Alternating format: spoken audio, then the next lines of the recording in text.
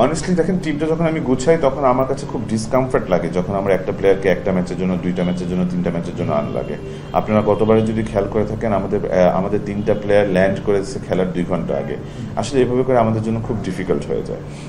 So আমার কাছে মনে হয় যে ক্যালেন্ডার বানানো is not rocket science, it's possible. আমরা চাইলেই কিন্তু ভালোভাবে করতে পারি।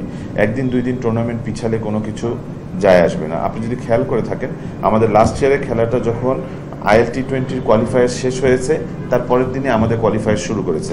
ক্যালেন্ডারে পসিবল ছিল আমাদেরটা আরও একটু 2 দিন পিছিয়ে নিয়ে প্লেয়ারগুলোকে আরও আগে নিয়ে আসার। আমি সবসময় চাইবো যে আমার যেই প্লেয়াররা আসুক, সেটা দামি প্লেয়ার হলেও, আমরা বেশি টাকা খরচ করে হলেও, আমার প্লেয়ারগুলো যদি পুরো টুর্নামেন্ট খেলতে পারে অথবা বড় একটা চাঙ্ক অফ দ্য টিম খেলতে পারে।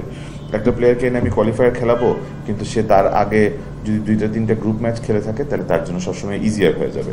সো আমার কাছে মনে হয় বিসিবির বিপিএল নিয়ে যখন চিন্তাধারাটা শুরু করবে, ক্যালেন্ডারটা দিয়েই তাদের চিন্তাধারাটা শুরু করা উচিত।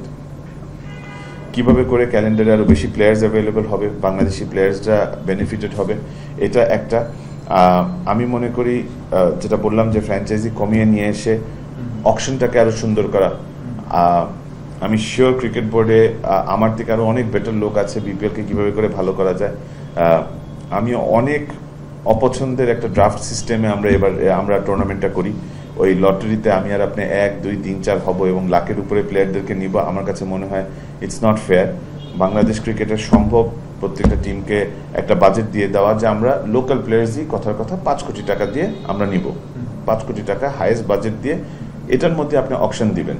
এখন একটা প্লেয়ার, ফর এক্সাম্পল, আমি যদি এখন একটা প্লেয়ারকে 10 লক্ষ, একটা প্লেয়ার এ, তাকে সেট করে দেওয়া হচ্ছে যে তোমার দাম 10 লাখ।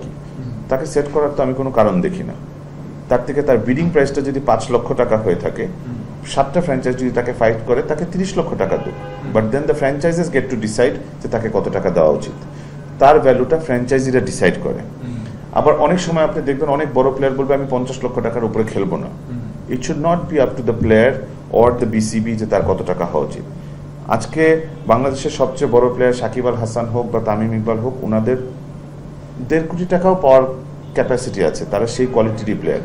কিন্তু সেটা ফ্র্যাঞ্চাইজিদেরকে ডিসাইড করা উচিত যে 50 লক্ষ থেকে তাদের বেস প্রাইস শুরু হবে, 1.5 কোটিতে যে ফ্র্যাঞ্চাইজি যে কেউ একজন ওনাকে কিনে নেবে।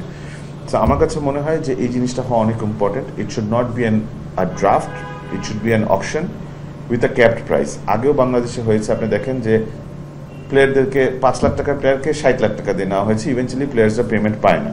কিন্তু বিসিবি যদি 4 কোটি টাকার একটা অকশন করে, যে 4 কোটি টাকার মধ্যেই আপনার টিমটাকে গুছাতে হবে, তখন হবে কি প্রত্যেকটা ফ্র্যাঞ্চাইজ ব্যালেন্সড একটা টিমও বানাবে। এই 4 কোটির মধ্যেই আপনার ভালো ভালো প্লেয়াররা সব টিমে ডিস্ট্রিবিউটেড হয়ে যাবে। আপনার ফ্র্যাঞ্চাইজিরা আগে থেকে জানবে যে আমার 4 কোটির মধ্যেই টিম গুছাতে হবে, দিস ইজ মাই এক্সপেন্স। এবং প্লেয়ার্সদের প্রাইসিং ফ্র্যাঞ্চাইজিদের কাছে গেলে প্লেয়ার্সরাও তাদের ভ্যালুটা জানতে পারবে, যে আমাকে 5 লক্ষ দিয়ে বিডিং শুরু হওয়ার পর আমি 15 লক্ষে বেচা হয়েছি, তার মানে this is what my value is. So value আগের থেকে সেট না করে ফ্র্যাঞ্চাইজিদেরকে ডিসাইড করতে দেওয়া উচিত যে তাদের ভ্যালু কত হবে।